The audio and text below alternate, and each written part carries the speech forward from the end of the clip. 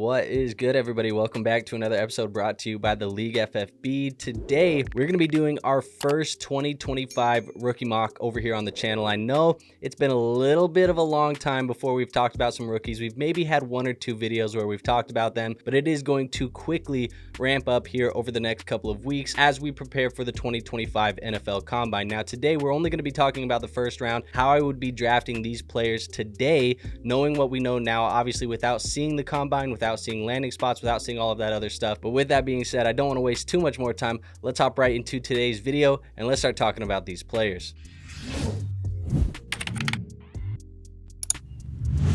Now, I should also mention too that this is a Superflex draft with a tight end premium. It's going to be a very light tight end premium. 1.5 is the tight end premium here, full PPR. You guys know the standard format that we like to talk about, that we like to play here. So Superflex, tight end premium, full PPR, you guys get the deal. Coming in at my 101, it should be no surprise. It is going to be Ashton Jeanty of the Boise State Broncos. Now, Ashton Jeanty, to me, he is the clear 101 in a tier of his own. When you're looking at Ashton Jeanty's overall analytical profile, you see a lot of greens. So the breakout age is good, and his overall usage from a rushing and receiving standpoint is pretty damn good. So there's obviously not a lot to debate about Ashton Jeanty when it comes to talent. When I'm watching the tape, there's a few things that I really come away with that I like. I think he's an explosive and an elusive runner. He has quick bursts, fast feet, maintains speed through cuts, making him really hard to catch when he's in the open field. I also think he plays with a lot of power and balance. He runs with a low center of gravity, he absorbs contact well, and I think he keeps moving forward even when defenders do get hands on him. I also think he has a lot of big play ability. He broke 9 50-plus yard runs in 2024 with a rare blend of speed. I think the agility, the power, it shows up on those big plays.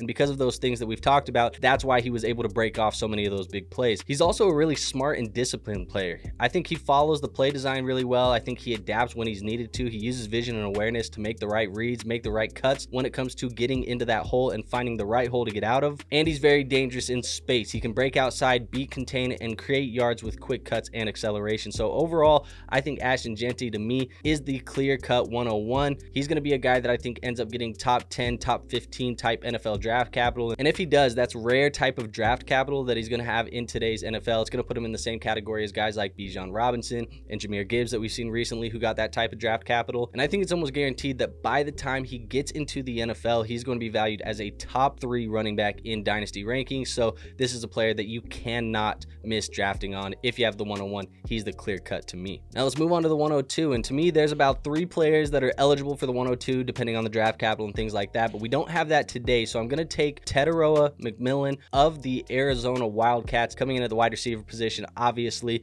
looking at the measurables for Tet McMillan, 6'5", 212 pounds, had a 19.4 breakout age there at the University of Arizona.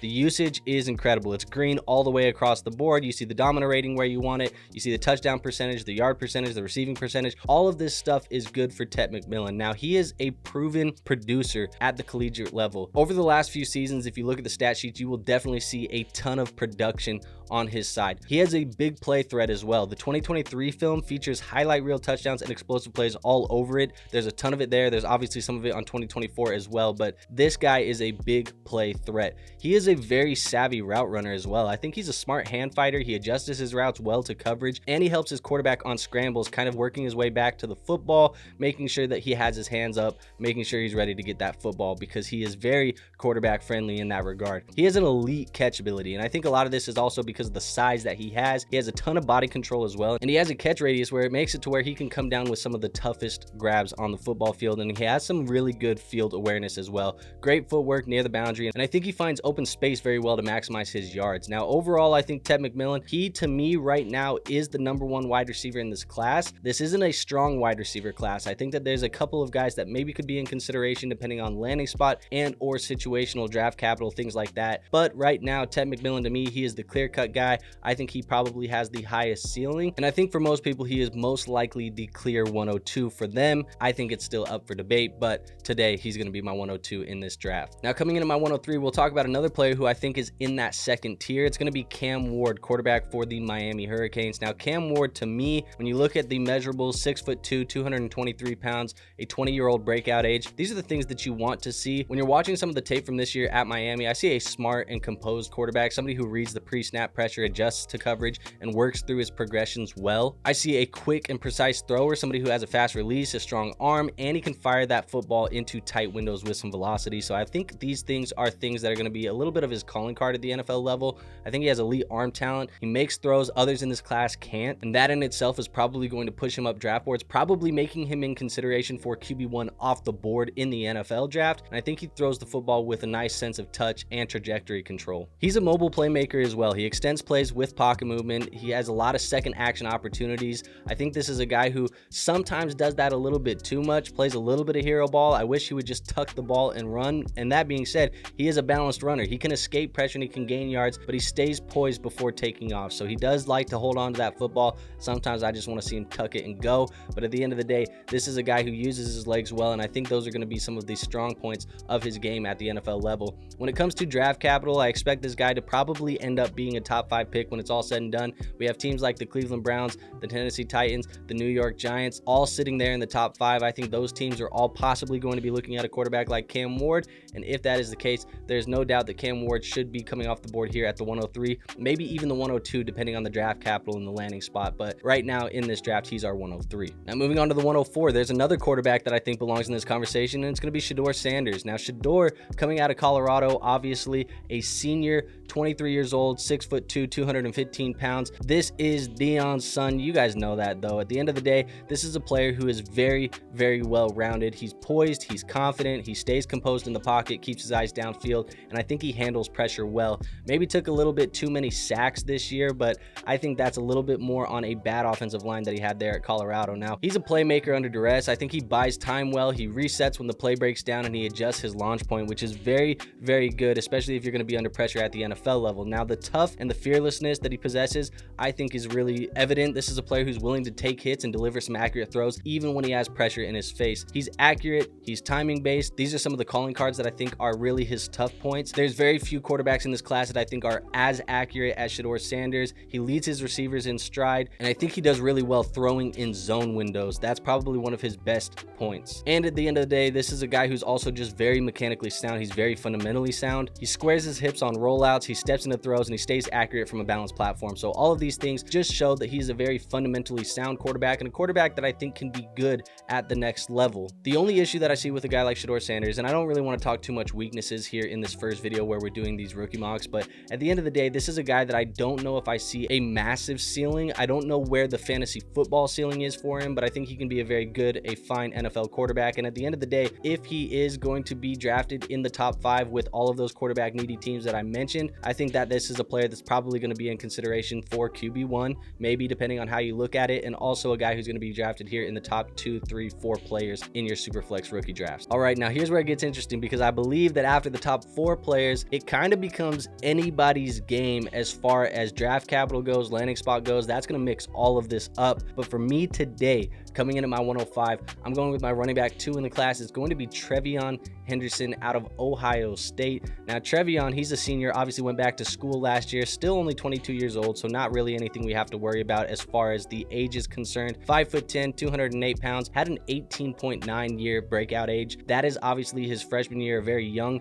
breakout. If you guys have been around Devi streets, you know TreVeyon Henderson is somebody we've been excited about for a very long time. Now, this is a player that I think landing spot is going to be very, very important for. If he lands in the right situation, I think we could see a guy with a massive fantasy football ceiling. But if he lands in the wrong situation, this could be a player that falls all the way down to like my running back 4, maybe my running back 5 in the class, depending on the landing spot. But TreVeyon Henderson, this is a player that I really like, man. He's a smart and patient runner. He reads blocks well. He presses tight to his blockers, so he always following behind that offensive line, and he always finds the right lanes to get through. He's elusive. He's explosive. I think he's one of the most explosive players here in the running back room in this year's NFL draft. He's twitchy. He has a lot of lateral movement, smooth cuts, and a lot of build-up speed that really makes him hard to catch. And he's tough and physical, so don't let that 208 pounds kind of fool you. He runs with a low pad level, and he finishes runs really hard, shrugging off tacklers a lot of the time. He's reliable in the pass game, soft hands, good route running potential. I think it makes him a really solid receiving receiving threat. And obviously that's very good for our fantasy football leagues, especially in these PPR formats. And I think one thing that the NFL is going to care about that maybe we don't care about a lot in fantasy is he's a good pass protector. I think he sorts out blitzes well,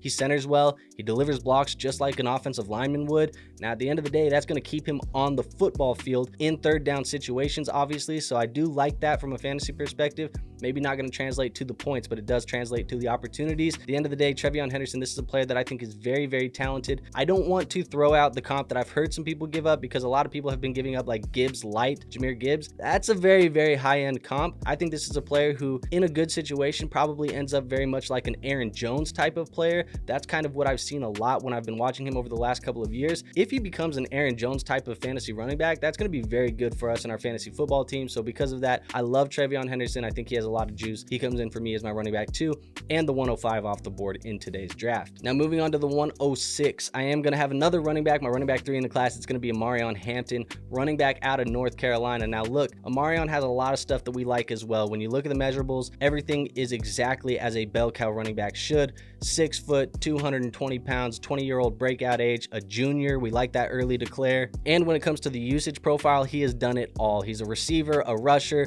I don't think he gets a lot of credit for the receiving work that he does do, but at the end of the day, there's a ton of things that we like about Omarion Hampton, and he has the profile to be a 3-down bell cow type of back at the NFL level. And because of that, maybe people could argue that you could put him above TreVeyon Henderson, but he has a powerful frame. He's a big chiseled back. I think he has a lot of strength to break tackles. This is a guy who's very elusive for his size. He has a quick lateral jump cut, which does help him evade defenders on a lot of the film. He's a strong runner. He stays square. He drives through contact, and he always is fighting for some extra yards. And it looked like on the tape, he was very reliable in some tough situations where North Carolina needed to grind out some very tough yards, some dirty yards just to keep the drive rolling. That's when they leaned on Omarion Hampton. So I think that's very telling of how much they trusted him. And at the end of the day too, he is a serviceable receiver. I said that earlier, but he is a capable option in the pass game, on swing passes especially, on screens especially. I think this is a player who's going to have some decent PPR upside in fantasy football leagues, and a lot of people probably are going to look at him and think he runs a little bit upright, think he's a little bit of a bigger back, and say, hey,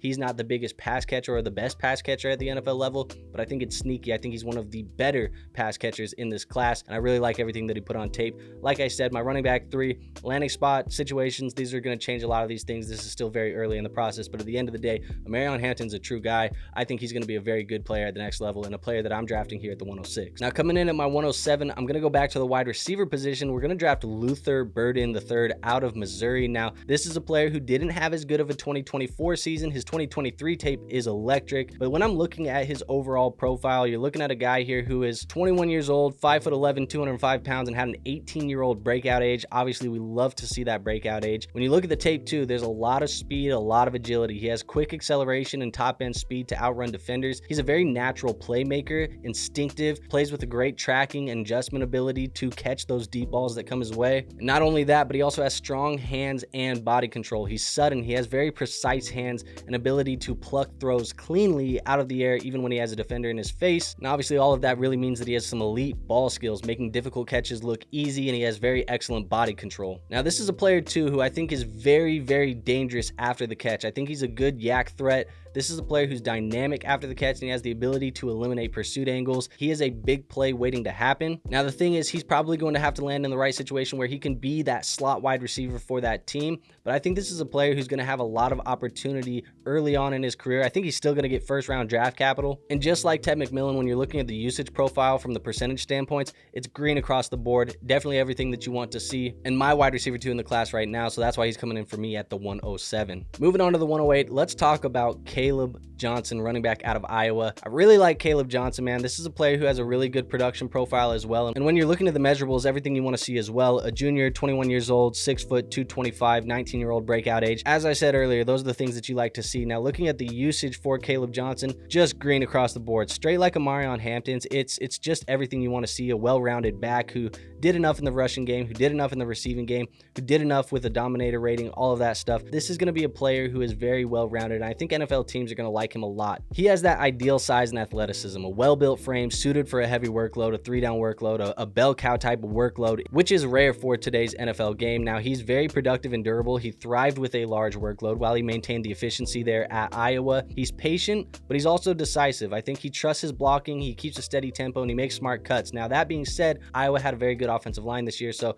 that is something worth noting. He's also tough and explosive. He sheds second-level tacklers and he racks up big plays often. And like I said, he has some reliable hands, so he can secure some of those off-target throws as a receiving option, doing enough in the receiving game. Now, Kaleb Johnson's a player that I think is a little bit interesting because when you were watching the tape, he was always breaking away from some of these defenders, but it also felt like he was moving very slow. I'm going to be interested to see what that 40 is coming in at the NFL Combine, but at the end of the day, the production doesn't lie. And like I said, I know he looks slow. That doesn't mean he is slow. Don't hear what I'm not saying, but I think Kaleb Johnson is a very, very well-rounded back and a guy that I have as my running back 4 in the class currently, and a player that I'm comfortable taking here at the 108 in this draft. Let's move on to another running back pick here at the 109. I'm going to take Quinshon Judkins here out of Ohio State. Now, Quinshon is a player that I really like as well. He is the last of the running backs that I think we're going to take here in the first round, but there's definitely a top 5 in my book when I'm looking at these prospects. A junior, 21 years old, 6 foot, 219 pounds, 18-year-old breakout age. Obviously was not at Ohio State. That is not where he started his career. But when you're looking at Quinshon Judkins, this is a player who has the ideal size and strength for a prototypical build in the NFL. He plays aggressive. He has a physical running style. I think he's a smart and controlled runner as well. He really presses the line, times cuts well, and he adjusts stride for quickness. So I think that those are things that are going to be very beneficial to him at the next level. He's efficient in space as well, patient, decisive on outside runs especially, and I think he maximizes most of his opportunities. He's an explosive and a tough playmaker. I think he bursts through traffic well. He finishes runs falling forward, and he racks up touchdowns because he was used on the goal line there at Ohio State. And I think he's also very reliable in pass protection as well. He's a willing and capable blocker with a tough mindset, so I think NFL teams are going to like that. It's just crazy to me to think that both Judkins and TreVeyon Henderson were on the same team here at Ohio State. I was worried that it was going to hurt them when I first saw the transfer from Judkins earlier last year. Now at this time, I think they still showed, even though they were splitting a backfield and working together, that they can still be those dudes. Do not let the mixed backfield of 2 starting NFL caliber type of running back prospects blur your vision and blur the idea that these 2 guys are truly legit difference makers at the NFL level, I think. So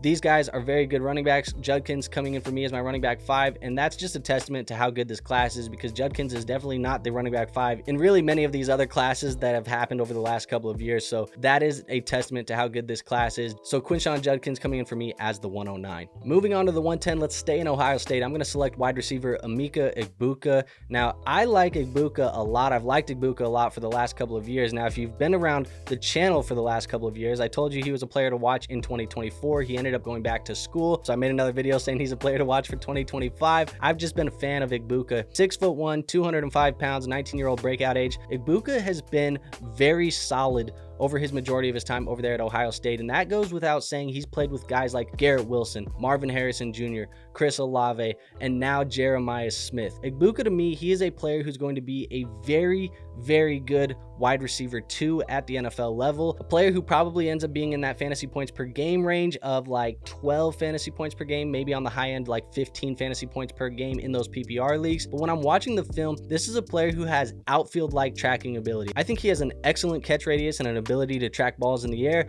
I think he's a coverage manipulator, a guy who's smart at adjusting routes and creating space in coverage. He plays with a lot of timing and precision. He executes turns and stems with good tempo and accuracy. And he's a very physical and crafty wide receiver as well, using his hands well to create separation, and he maintains control over coverage. So there's definitely a lot of things to like about Emeka Egbuka, even the fact that he's a tough and reliable wide receiver. He has a strong stiff arm that he uses to shed tacklers, and he works back to the quarterback at times. But this is a player who, when I'm looking at his profile, still being productive against some of these NFL caliber type wide receiver prospects, I think Egbuka is going to be very good at the next level, and I think he's battle tested too. This is a player that I think is probably going to get slept on. Maybe even I'm sleeping on him here in this draft, but when I'm looking at the other wide receivers in Ted McMillan and Luther Burden, I think those players just have higher ceilings, even though I think Emeka Egbuka is probably the highest floor type of play here at the wide receiver position. So overall, a very good player. I like this player a lot. Coming in for me as my wide receiver 3 and the 110 here in today's draft. Moving on to the 111, let's talk about one of everybody's favorite prospects here in this year's class so far. At least that's what it feels like. We're going to go tight end Tyler Warren out of Penn State. Now, Tyler Warren Coming in as a senior, 22 years old, 6'6", 261 pounds, and that 21-year-old breakout age, obviously a little bit later, but he did play with a guy in Theo Johnson, who was an NFL type of tight end last year. Now, this is a player who is very big and competitive. He's tough. He's an athletic player with a strong alpha type mentality. At least that's the way he plays. Kind of reminds me a little bit of George Kittle. And to pair with that, he's also very versatile and tough. He handles various roles, including short yardage runs and wildcat plays. He was being used all over the football field, which was crazy to see for a tight end. I haven't seen that very often. And he's very quick and smooth. He displays very impressive quickness, smooth breaks, and he doesn't need much space to make catches on this field. He has very strong and reliable hands. He's a natural, skilled, and strong playmaker for that contested catch ability. You saw it on tape a lot, especially in jump ball situations. And as every tight end should be, if you want to be on the field for every single down, he is a very physical and willing blocker. So he runs very effective lead blocks, and I think he plays with an intensity at the point of attack that's going to keep him on the football field for all three of those downs, which is good for his NFL ability, because when it comes to that, he's going to be on the football field a lot, and he's going to be scoring a lot of fantasy points, or at least he's going to have more opportunities to score more fantasy points for us. Now, that being said, I've seen a lot of people get really excited about Tyler Warren, and I think this is because we had Brock Bowers come in last year's class. Maybe I'm just saying the quiet part out loud, but I love Tyler Warren. I think he's the tight end one in this year's class, but at the end of the day, I do not believe he is a Brock Bowers type of prospect. This is a player who I think I'm very comfortable taking at the back end of my first rounds. I think in the right situation, in a super tight end premium, maybe where you're getting a full point per premium, this is a guy who could go in that 105, 106, 107 type range. But right now, in just this type of format where it's just a half point premium, that's not enough for me to pass up on guys like Egbuka and Quinshon Judkins and Kaleb Johnson and all of these other running backs and wide receivers in this class. So Tyler Warren to me is a very damn good tight end prospect. I think I like him very similarly to how I liked Dalton Kincaid coming out in that year's draft class, maybe even a little bit more than I liked a guy like Dalton Kincaid. But that type of tight end in this type of format, in these type of scoring settings, is probably a very safe pick here at the 111. And now closing out the round here at the 112, I haven't talked about him yet. This is a very tough player to grade, but we're going to talk about Travis Hunter, the wide receiver slash cornerback out of Colorado. Now,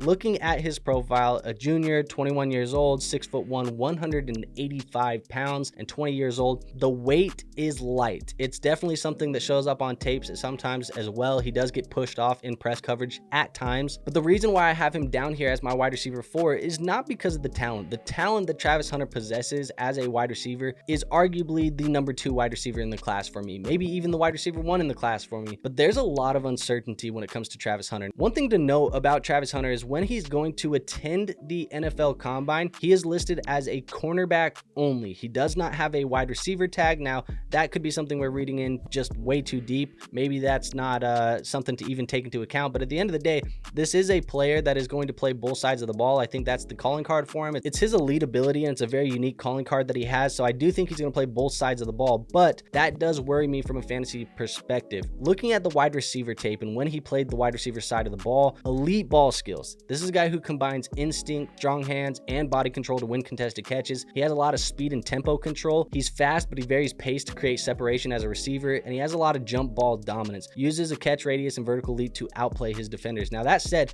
this is a player who is very athletic, and obviously you have to be if you want to play both sides of the ball. He's a reliable and a smart wide receiver as well. He works back to the ball, finds space on broken plays, and he secures those tough catches, and he's a big play threat as well. He has the speed to take it to the house when he's in open field. So that said, Travis Hunter has a lot of desirable features and a lot of desirable traits that I think are going to make him a good wide receiver at the next level, but because of the uncertainty of how much wide receiver he's going to play and when he's going to play wide receiver and all of those other things considered, I do think that makes him a very risky fantasy football pick, at least at this point in time today, obviously, as we're in February still and we still have a couple months until the NFL draft. I think this is going to be a player that's going to be very high risk, high reward at this point in time. So I love Travis Hunter as a wide receiver. I just want him to play full-time wide receiver. I know some people are kind of already operating as if that's going to happen. I don't think that that's necessarily the case, but this is definitely one of the high-risk, high-reward type of players in this year's draft. And to me, he comes in just at the end of the first round today at the 112. All right, so there you have it. That is my first round mock draft of the NFL offseason so far. Hopefully you guys liked this video. If you did like the video, make sure you hit the like button. That is the best free way to show this channel some support. We're going to be talking about the combine later this week, some sleepers, some of these other things. So maybe make sure you guys are subscribed to the channel. Hit that notification bell as well. That way you don't miss any future uploads, and help us get to our goal of 5,000 subscribers by the NFL draft. And last but not least, make sure you go join our free Discord. We do have a Discord linked in the description. We're going to be doing a Dynasty trade review show later this week as well. So if you go into that free Discord, like I said, free to join, no risk in doing that. You can go to the trade reviews channel and submit those Dynasty Fantasy Football trades, and maybe we'll talk about them here later this weekend. But all of that being said, I have nothing else for you guys today, so I will see you on our next episode. But until then, peace out.